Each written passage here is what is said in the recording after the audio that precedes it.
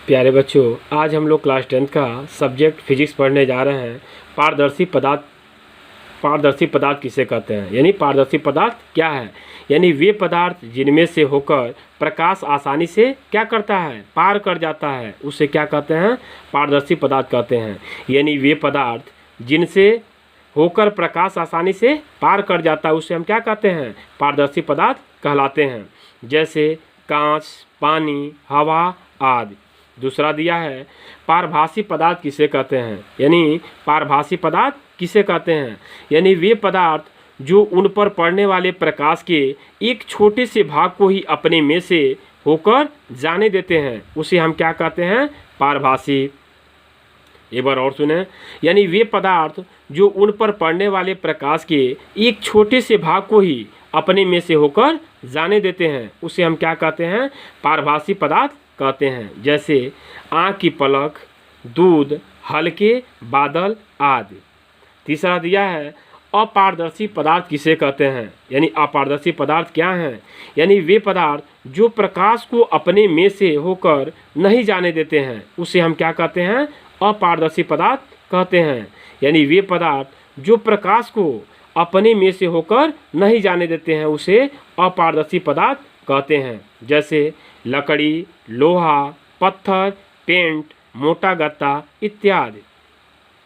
अब आइए देखिए प्रकाश का परावर्तन, रिफ्लेक्शन ऑफ लाइट, कक्षा 10th के लिए सबसे इम्पॉर्टेंट है, यही चैप्टर हम लोग पढ़ रहे हैं। प्रकाश का परावर्तन, यानी प्रकाश का परावर्तन क्या है, यानी प्रकाश के किसी वस्तु से टकराकर लौटने की घटना को हम क्या कहते हैं, प्रकाश का परावर्तन। हम कह सकते हैं कि प्रकाश के किसी वस्तु से टकराकर लौटने को हम क्या कहेंगे, प्रकाश का परावर्तन कहते हैं। यानी प्रकाश के किसी वस्तु से टकराकर लौटने को प्रकाश का परावर्तन कहते हैं। अब दिया है आपतित किरण किसे कहते हैं, यानी आपतित किरण क्या है, यानी किसी सतह पर पड़ने वाली किरण को हम क्या कहेंगे, आपतित किरण कहेंगे।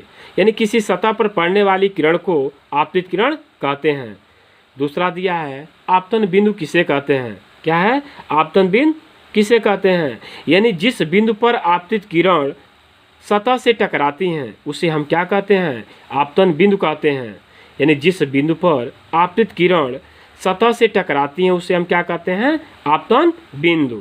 तीसरा दिया है परावर्तित किरण किसे कहते हैं, तीसरा क्या है, परावर्तित किरण किसे कहते हैं, यानी जिस माध्यम में, जैसे हवा हो गया, यानी जिस माध्यम में चलकर आपतित किरण सतह पर आती उसी माध्यम में लौट गई किरण को हम क्या कहते हैं, परावर्तित किरण कहते हैं। यानी जिस माध्यम में, जैसे हवा हो गया, यानी जिस माध्यम में चलकर आपतित किरण सतह पर आती उसी माध्यम में लौट गई किरणों को हम क्या कहते हैं, परावर्तित किरण कहते हैं। चौथा दिया है अभिलंब क्या है, यानी अभिलंब किसे कहते हैं, यानी किसी समतल के किसी बिंदु पर खींचे हुए लंब को उस बिंदु का क्या कहते हैं, अभिलंब कहते हैं। अभिलंब एक बार और सुने, किसी समतल के किसी बिंदु पर खींचे हुए लंब को उस बिंदु का अभिलंब कहते हैं। पांचवा दिया है आपतन कोण क्या है, यानी आपतन कोण किसे कहते हैं, आपतित किरण आपतन बिंदु पर खींचे गए अभिलंब से जो कोण बनाती हैं उसे हम क्या कहते हैं, आपतन कोण कहते हैं। यानी आपतित किरण आपतन बिंदु पर खींचे गए अभिलंब से जो कोण बनाती हैं उसे हम क्या कहते हैं, आपतन कोण। आपतन कोण कहते हैं। आपतन कोण को किससे निरूपित करते हैं, कोण आई से, यानी आई से निरूपित करते हैं।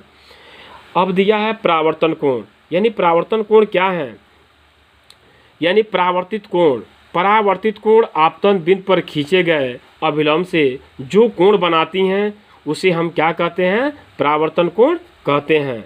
परावर्तन कोण यानी परावर्तित कोण आपतन बिंदु पर खींचे गए अभिलंब से जो कोण बनाते हैं उसे हम क्या कहते हैं, परावर्तन कोण कहते हैं।